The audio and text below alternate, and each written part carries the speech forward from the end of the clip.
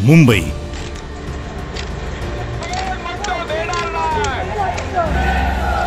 मुंबई एकीकडे उद्योगधंद्यांचं केंद्र म्हणून गाजलेली, तीच मुंबई दुसरीकडे कामगार वर्गाने जपलेल्या संस्कृती आणि परंपरांनी सजलेली.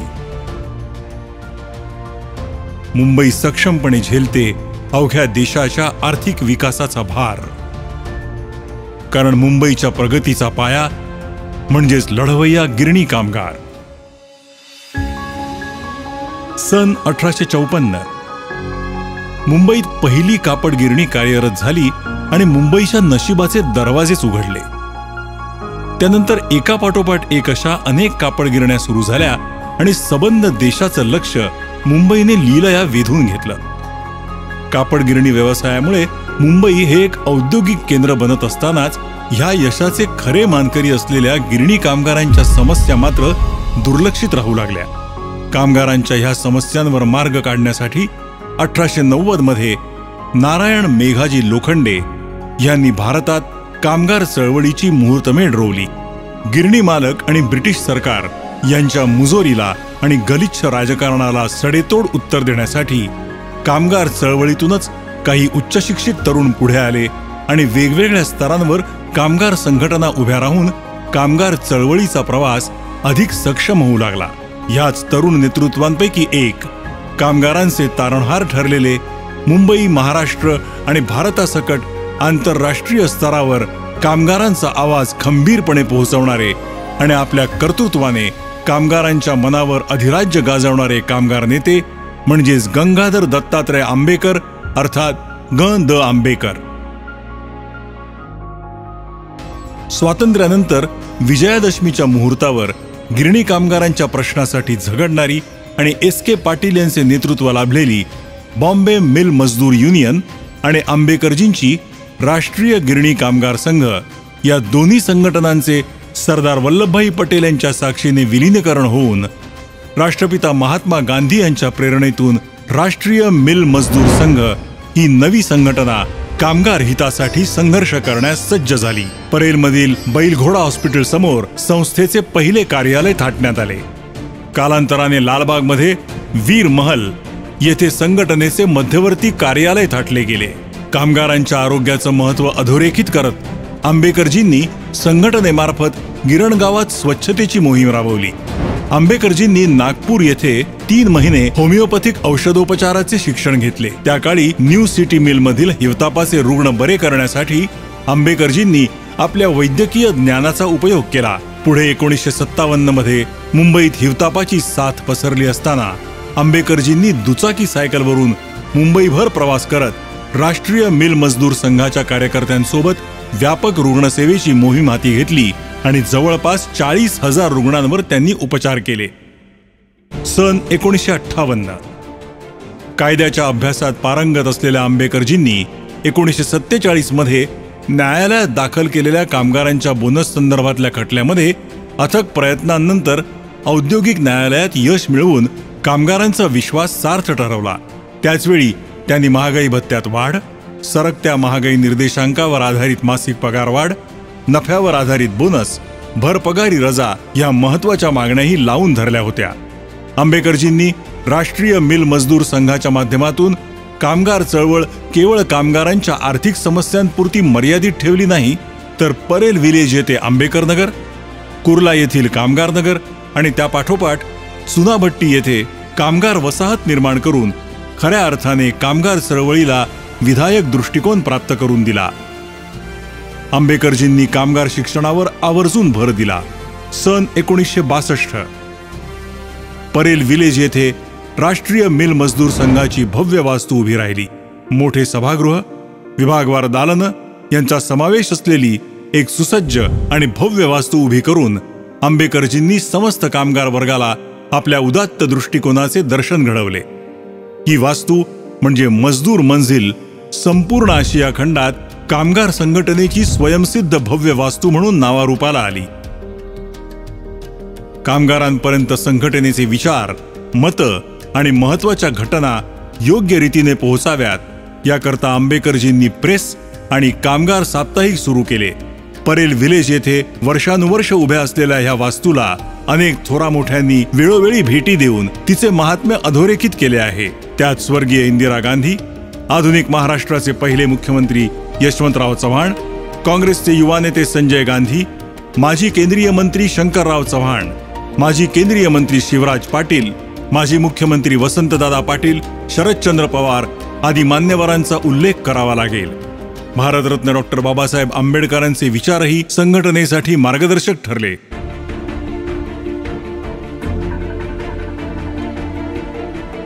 आंबेडकरांनी ही संघटना जी रचनात्मक बांधलेली आहे त्याची पद्धत जी आहे ती गिरण्यांमधून काम करणारे जे कामगार आहेत त्या 100 कामगारांच्या मागे एक प्रतिनिधी निवडून येतो आणि असे वेगवेगळ्या गिरण्यातून प्रतिनिधी निवडून यायचे आणि त्याला संयुक्त प्रतिनिधी मंडळ म्हणून या ठिकाणी मानलं जायचं। ही जी त्यांनी रचना केली होती प्रतिनिधीची, त्या प्रतिनिधीमधून पुन्हा कार्यकारिणी सदस्य निवडून यायचे।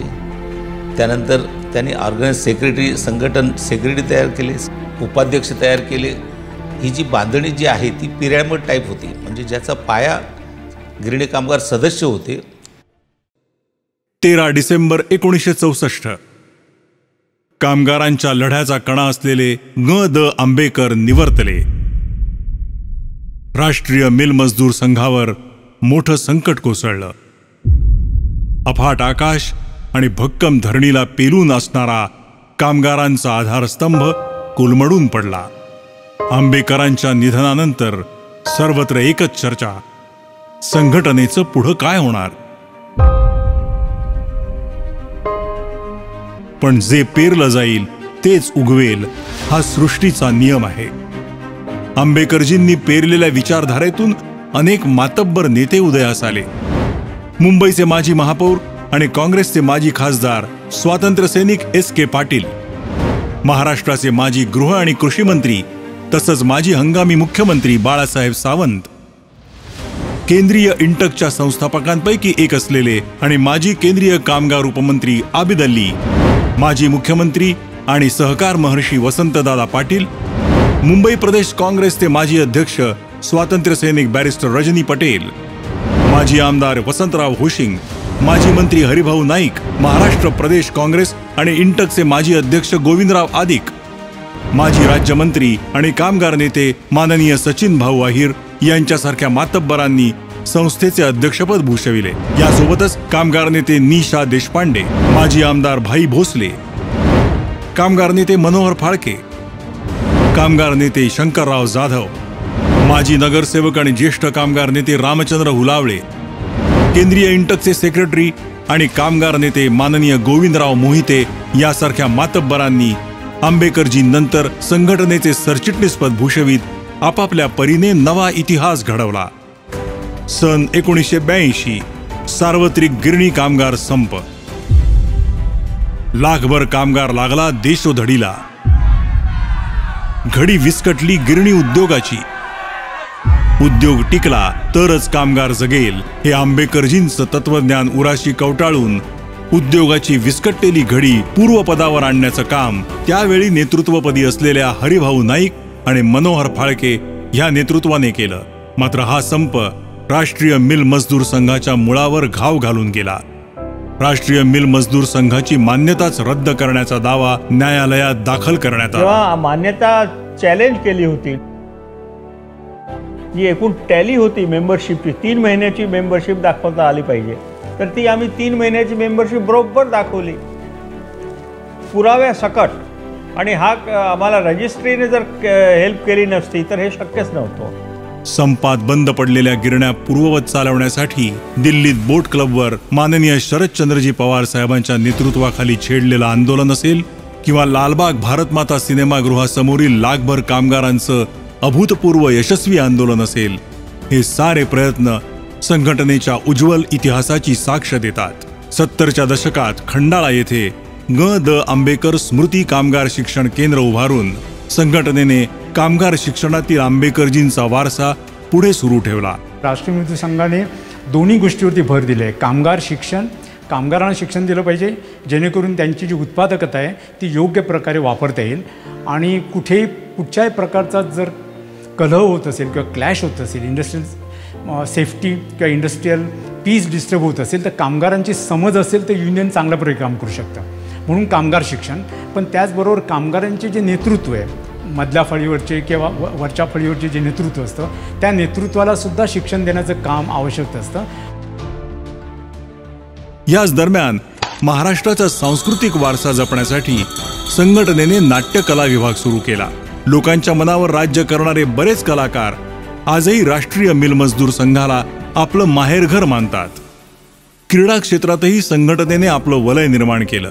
मुंबईतील गिरण्यांमध्ये काम करणाऱ्या कबड्डीपटूंनी आंतरराष्ट्रीय स्पर्धांमध्ये उत्कृष्ट खेळ करून गिरणगावाचे नाव क्रीडा विश्वावर ठळक अक्षरात कोरले. गेली 35 वर्ष गिरणगावात आंबेकर स्मृती क्रीडा स्पर्धा भरवून त्या माध्यमातून संघटनेने व्यावसायिक कबड्डी आणि शूटिंग बॉल खेळाचे वैभव जोपासण्याचा प्रयत्न केला.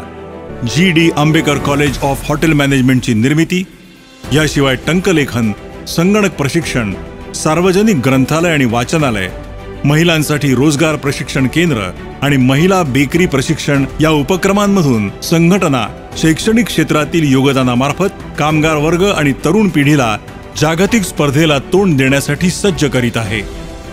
आजची राष्ट्रीय मजदूर मध्यवर्ती सहकारी ग्राहक संघाची सहकारी क्षेत्रात सुरू असलेली घोडदौड, संस्थेची घोडपदेव, सायन आणि गोकुळधाम येथील विक्री केंद्र, असंघटित महिला वर्गासाठी घरेलू महिला कामगार संघटना, समाजातील टॅक्सी, रिक्षा, नाका कामगार यांना संघटित करण्याचे हाती घेतलेले काम, होमिओपॅथी दवाखान्याच्या रूपाने सुरू असलेली रुग्णसेवा, आज गोकुळधाम, आनंदनगर येथे दिमाखात उभ्या असलेल्या कामगारांच्या मोठ्या वसाहती, गिरणी कामगारांच्या मुलांना शिक्षणासाठी प्रोत्साहन देण्यासाठी सुरू करण्यात आलेली आंबेकर स्मृती शैक्षणिक सहाय्य प्रदान करण्याची योजना हे आंबेकरांच्या विधायक चळवळीचे द्योतकच म्हणावे लागेल.